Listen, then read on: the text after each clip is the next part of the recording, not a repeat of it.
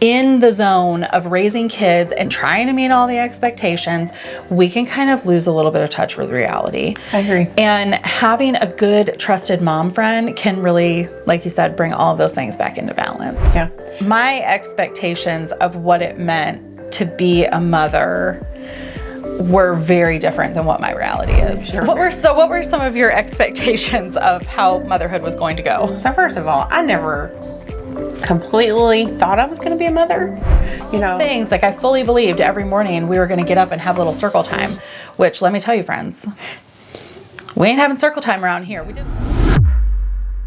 If you're a busy mom who can navigate the World Wide Web like a pro, but also remembers a time of mixtapes, Oregon trails, and phones that plugged into the wall, then you probably need a place to relax, unwind, and get real about life.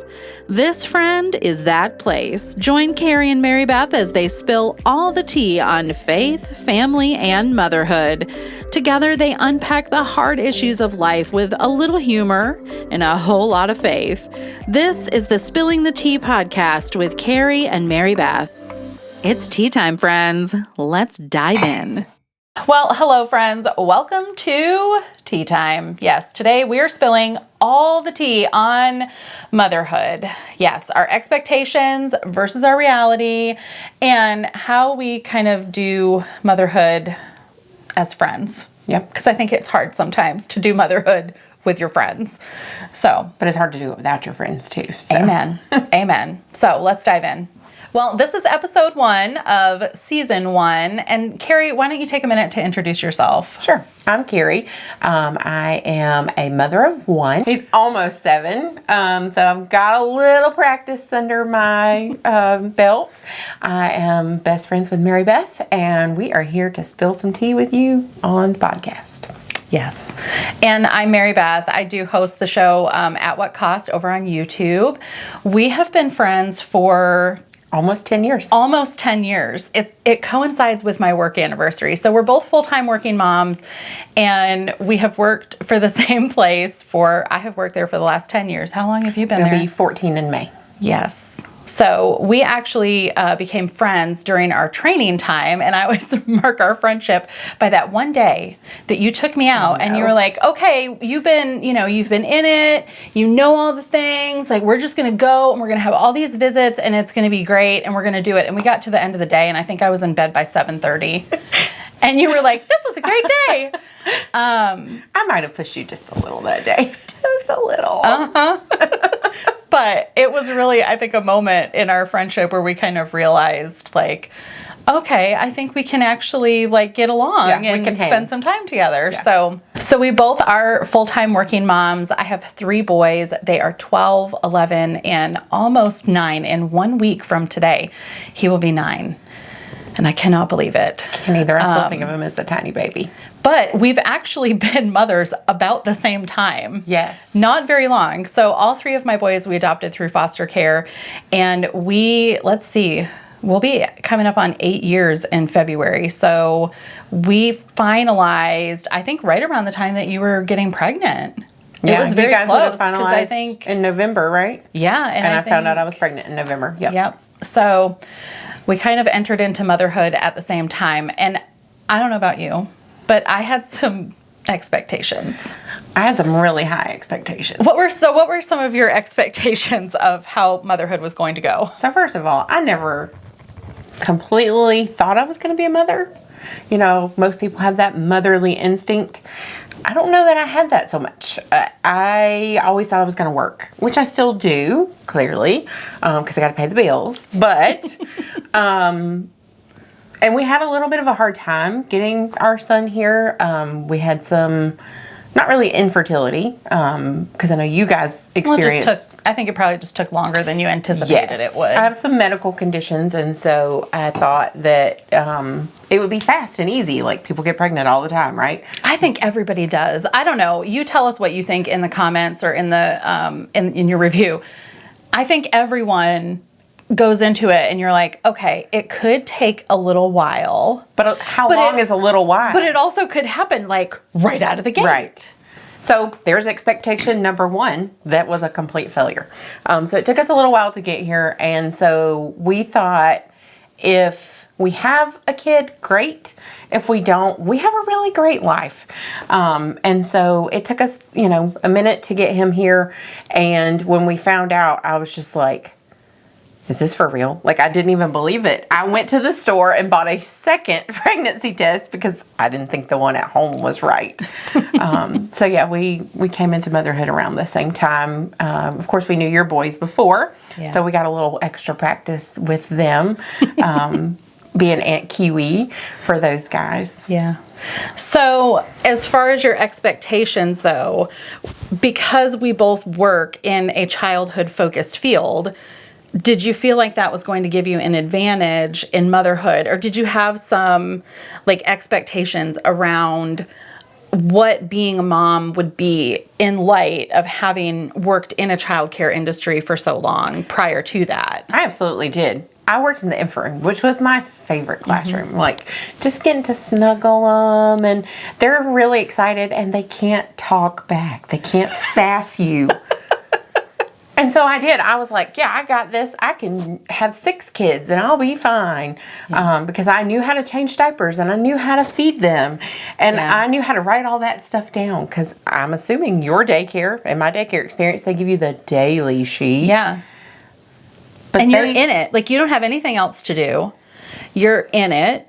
You're rocking babies, you're feeding babies, you're changing diapers, but you're also playing with them, and you have a plan going into it, or at least you should. And you go home at night and without the baby. And you sleep all the way through the night. And you come back in the morning and you're refreshed. And sometimes you even get a weekend in between those times where you have 2 or 3 whole days without any kids at home. So yeah, I can definitely relate to that. I felt like I had all of this experience and I should totally be able to do this.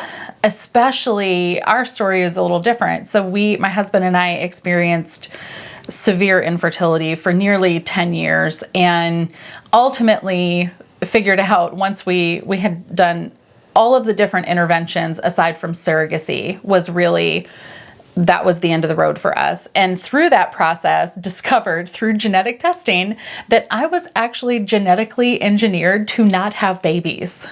It was God's plan all along that we would be adopting. So I had lots and lots and lots of time to dream and to hope and to wish and to set my whole Pinterest mood board up around what my parenting was going to be. I should show it to you. It's embarrassing. I was like, I'm going to do all the things. I fully believed every morning we were going to get up and have a little circle time, which, let me tell you, friends, we ain't having circle time around here. No. We did a little bit during COVID when they got sent home from school. That's fair. And we had to do school at home. We had a little day, a point in our day where we would do a little start the day, and my husband would do PE with them. And that was the end of that. But my expectations of what it meant to be a mother were very different than what my reality is. They're very storybook based. Yeah, and I think I don't know how you feel. I feel like I went into it clear-headed. I don't feel like I was this pie in the sky that I thought everything was going to be sunshine and roses all of the time. I knew we were going to have bumpy times ahead, especially adopting from foster care. Right. I was aware our kids had developmental delays. They had trauma. They had a past that we couldn't even fill in a lot of the blanks for. So I knew going into it that we were going to have some bumps in the road. Sure. I don't know that I thought those bumps in the road would be a little bit like a roller coaster, and halfway through there'd be just this bump that would just throw the whole cart off of the track, and you would spend a lot of your time just putting all the pieces back on to the track. Well, I think I wore the rose-colored glasses too, right? Yeah. Because I had all the experience in the infant classroom, I'm thinking, I've got this. But what they don't tell you is your baby is massive. FYI, my child weighed 9'9". You had a really big baby. I had a big baby. My doctor was like, yeah, you're not having this natural. We're going to go C-section. So again, I'm throwing realities or dreams out the window to become reality from the get-go. And I don't hate any of it. Like, he got here safely. He was a beautiful baby. But I think it just lends to, you have these expectations, but God has other plans. Oh, yeah. All the time. And it's not something that I, like, grieve regularly. No. But I do occasionally find myself just having to reconcile that expectation versus reality. Yes. That this is the reality. The reality is what it is. The circumstances are what they are. And I can have these expectations that are oftentimes totally unrealistic. It's totally unrealistic from what the circumstances would allow. And so reconciling that, I think, is where I need to have that reconciliation, that my expectations were either higher, sometimes my expectations were lower, and the reality far outweighs that. I mean, just as much as we've had some low lows as a family, we have had some really high highs as a family too. And so I think that has been some of that tension between our expectation versus reality is just adjusting those expectations. And it leads to mom guilt. Oh, yes. I live by mom guilt. Yeah. Because guess what I did before I came today? Oh, no. Here we go. Coming up this week, 101 days of school. Oh, yes. Guess what grade my son is in? He's in first grade.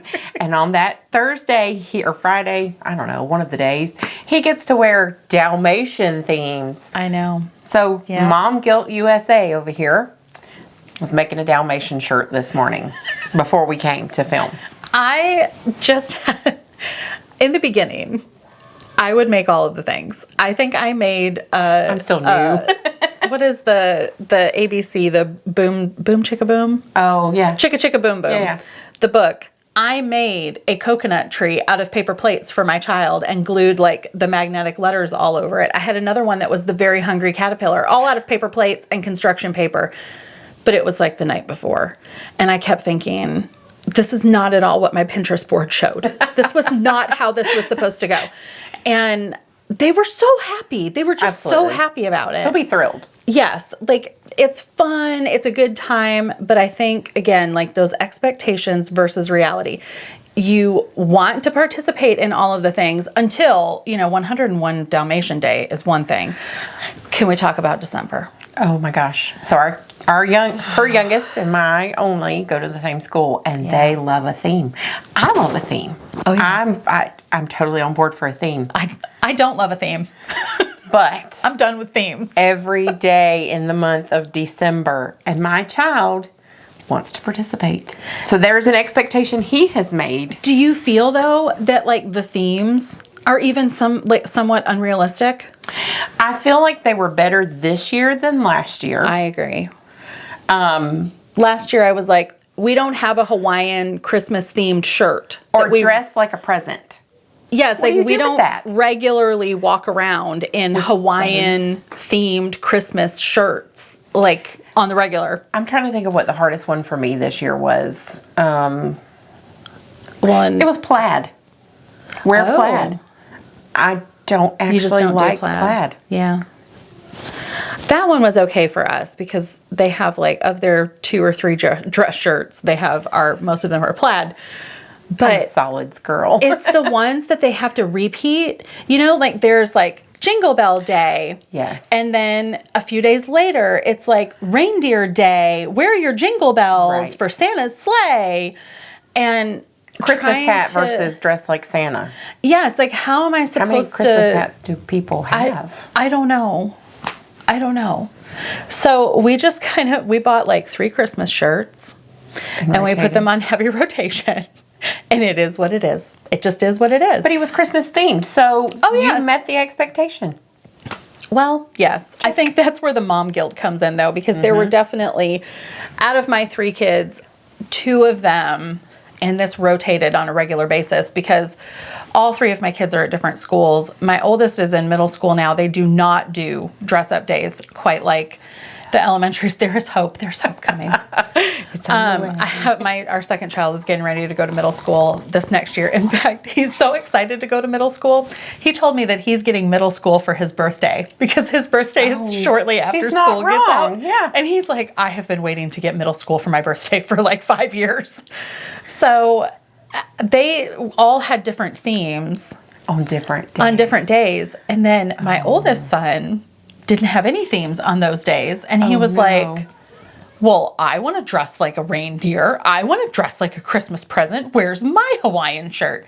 So it just, all of that like tension of trying. And then on top of all of that, you know, we've got Christmas shopping and decorations and, well, we don't have work parties, but other people have work parties. Yeah. And just stuff with church, like all kinds of things happening.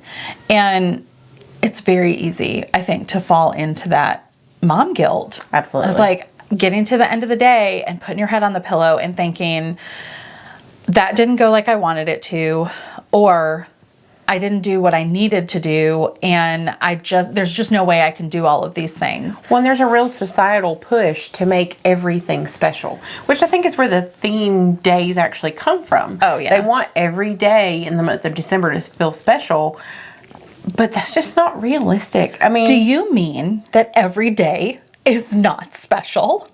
I do. Yeah. Are you having a special day? I hope you're having a special day. I mean, we're having a special day today because it's a holiday, but... Yes.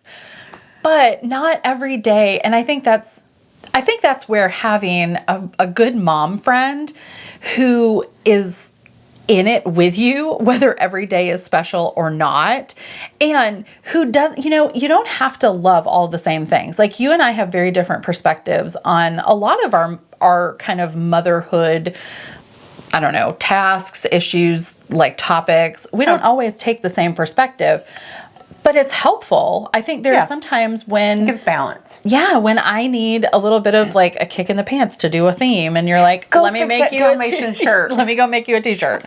But, you know, it's hard to find mom friends that you're not in competition with. Absolutely. That parent in the same manner that you do, that are in it to build you up. And I think oftentimes we can tend to kind of isolate ourselves in motherhood. Do you feel like you experience that? How would you say that you have felt kind of isolated in your motherhood? Well, I think part of that lends to our work as well. Yeah. Our work is very much on an island. We don't work with our coworkers every single day in an office building. We're both home-based. And so, you know, there may be people in our age range that have parenting children, but because we don't interact with them, that's very isolating. Well, I think that's true too of a lot of people. I don't think it's just in our field, but I think they're, especially post-Rona, there are a lot of people who find themselves kind of isolated. Yeah. And then, you know, the age difference. I always tended to gravitate towards older friends, no offense. And so sometimes people, just with us, we're only a few years difference, but you could have adult children.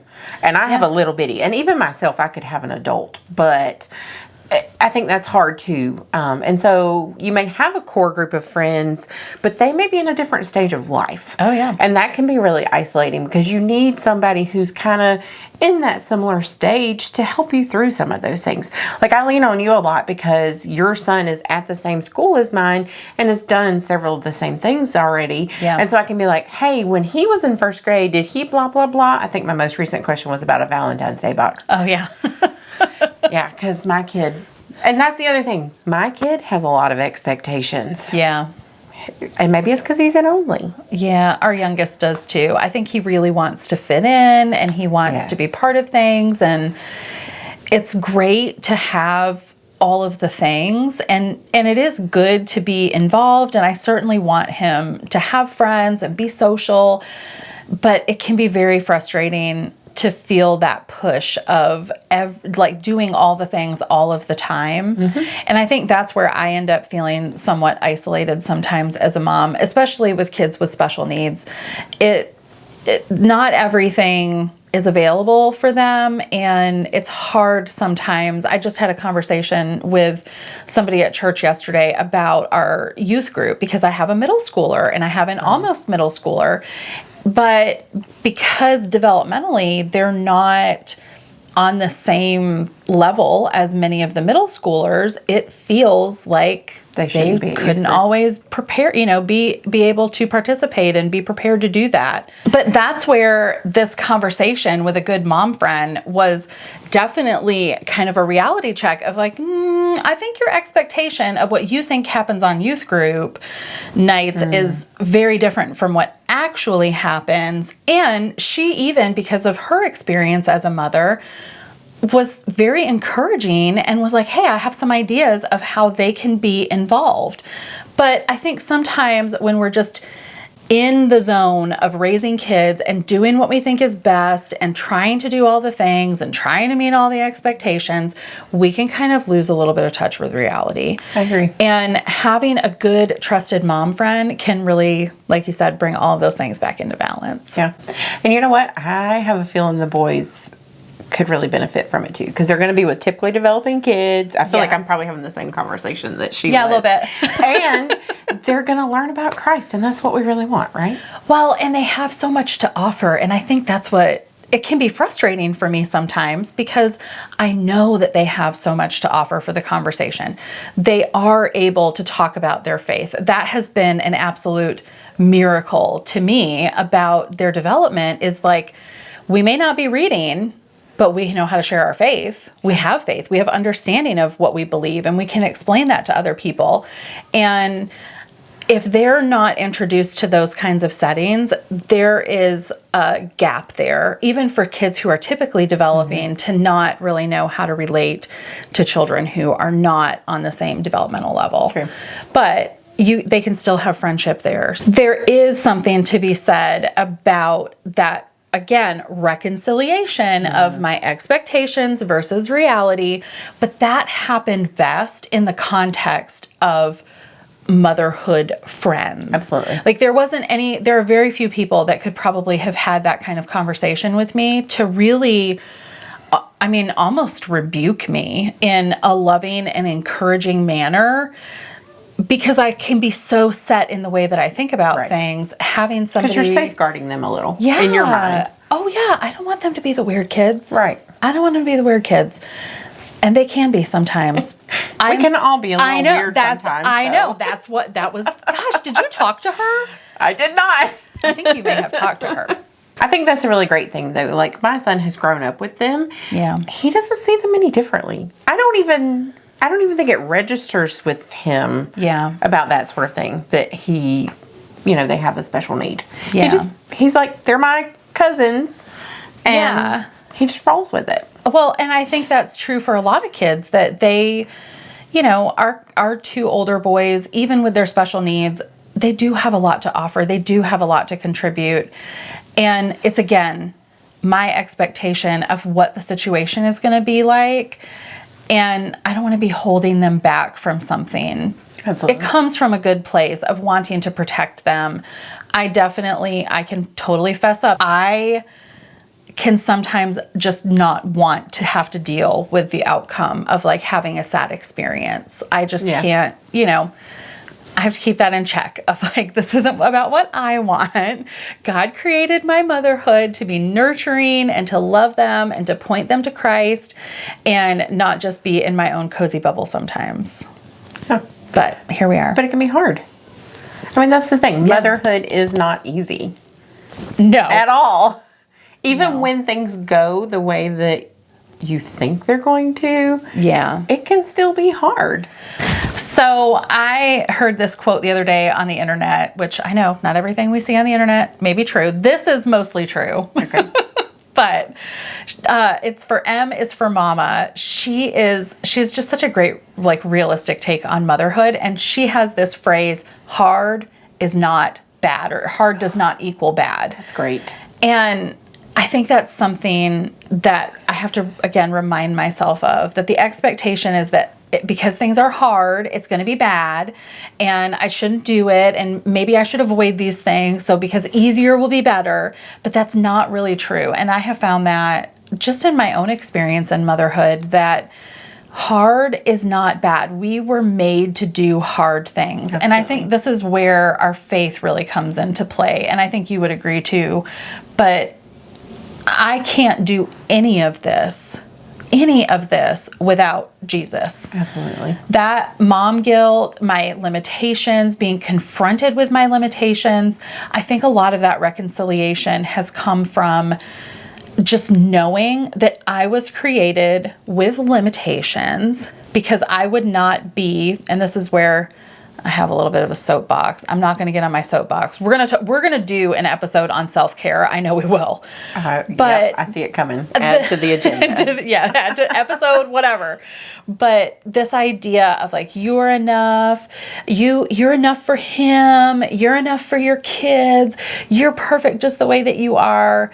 I'm just not enough, and it's okay. I won't ever be enough. There are never going to be enough paper plate, chicka chicka boom boom trees that are going to fill in all of the gaps that I have. That's only a place that Jesus can fill. And so I think for me, a lot of that reconciliation has come from recognizing that I'm not enough, but he is enough. Absolutely. And if I keep striving toward that end, we're going to be okay. I think that was very well said. And it comes back to being friends too. Yeah. God gave us each other for a reason. We were unlikely friends. Very unlikely friends. That's true. She worked on the opposite side of my job, and typically we cannot be friends with people who are on the opposite side.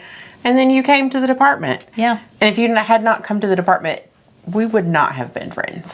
That's true. And, you love pedicures. I hate them. With the fire of 1,000 suns. But we do them together. I know. And I actually, you can't see them on camera, and it's good because this is the end of my pedicure, is they look like French tips. They do look like French tips. Only on my big toes, because all the rest of them have grown out. And most French tips are not orange. So, I thought they were red. Well, they're kind of an orangey red. It was a different color. I felt a lot of pressure when I went with my mom, and my mom picked up my go-to color, and I was like, oh no. And then the girl came back to get us, and she's like, all right, let's go. And I was like, and I just grabbed one, and I was like, can I live with this for the next 6 months? Because that's probably how long it's going to be before I get another pedicure. Yeah. But anyway, we find common ground in a lot of other ways. We do. Yeah. So yes, expectations versus reality, not always coexisting, but they can be. And if you don't have one, get yourself a good mom friend. And can we just give them the disclaimer? If you do not have good mom friends, it's okay to cut them loose. I think absolutely that has been a challenge too in life, is feeling like you just have to be friends with everybody. Mm-hmm. And especially when it comes to kids, sometimes you can end up in these sort of like forced friendships because of your kids. Your sports team mom. Yes. And that's not always, you kind of talk a little bit about that, and like not to like throw anybody under the bus, but you definitely have a much different perspective when it comes to those like kind of forced friendships. So tell me, with your son, how has that kind of been in participating in sports and having some of those like forced mom friendships? So at this point, even though he's only almost 7, I feel like we have participated in all of the sports. Yeah, we just finished lacrosse for the first time. So biggest growing sport in the southern states. Anyway. Which is funny because I grew up in New England and in Michigan. Lacrosse was like a staple. It was what hockey and lacrosse, it's what everybody did, which I guess it's kind of like when it's summertime, you need the lacrosse because you can't play hockey anymore. Anyway, go ahead. And we've experienced lots of different people. I have noticed in our county that people get a little cliquey. Yeah. I don't think that's just our county. I'm sure I think it's that's not. everywhere. Yeah. People tend to gravitate towards people that are like the same them. Yeah. The same as them. Yeah. And so that's kind of hard. And so you because your kids are participating on this same team, you're trying to support them. And so you want to support these other people's kids too, but you don't know these other people. Yeah. And so it forces you into these friendships. And most of them don't end up being long lasting. Out of the different sports that we have played, like I can think of 2 moms, and one is in our circle. Yeah. That, you know, we've actually had some kind of lasting friendship, but she has other things that are similar to us. For example, she goes to church with me. Yeah. She used to work with you. Yeah. And so those things connect. But that forced friendship, it's just not real. I mean, and then it's okay. You know, I love that saying, friends are for a reason, a season, or a lifetime. Yeah. They're a season, a literal season of sports. And that's okay too. Well, and I think you'll be able to figure out which of those friendships is for those particular times. But it's also okay to allow that to just be for that season. And, you know, it's hard. You want a mom to share your mom life with. Right. But not everybody is going to be the best influence on you. You are not going to be the best influence on everybody. And so it does take some discerning to really figure out who are the ones that you are really connecting with, and to be kind of mindful that you do want to form friendships. Like we have talked about, like that we're not exactly the same. We have different perspectives on things. But I certainly am not going to be the same level of vulnerability with someone that I know is not a believer, because I need that person. Like I need for you to point me back to Christ sometimes and remind me that, like, I don't have to do this all on my own. If you're looking to be vulnerable, which you should in another mom friendship, we want to make sure that that's a safe place for you to do that in. And that just takes time. It just takes time. Well, I think the seasonal friendships are okay. Like, I'm not saying don't talk to the other baseball moms. You just keep your blinders on and you don't talk to them. Don't even look at them. As a good friend of mine once said, I take dum-dums, like the suckers, to the games so that I always have something in my mouth. So that I'm not saying bad things. So you have an excuse to not talk. I'm sorry, I was eating my dum-dum. Oh, that's funny. Because you want to support the other kids. And I think that's a good portion of momhood too, Yeah. is being there for the kids. Like, we're each other's emergency contacts at school. If something happens to my child and I'm out of town, which sometimes happens, I'm like, hey, Marybeth, can you go get him? Yep. And that has happened. Yes. You remember the gas leak Yes. at the child care center? Oh my gosh, several that was years so ago. scary. I was like, okay, you need to come and get your kids. But yeah, it's just having a good mom friend is such an essential part of balancing those expectations and reality. And we want to really cheer each other on. Absolutely. Yep. Thanks for joining us for the Spilling the Tea podcast with Carrie and Marybeth. If you enjoyed this episode, would you consider sharing it with a friend? We'd love to keep the conversation going, so consider leaving a comment or a review. We'll see you again next week for Tea Time.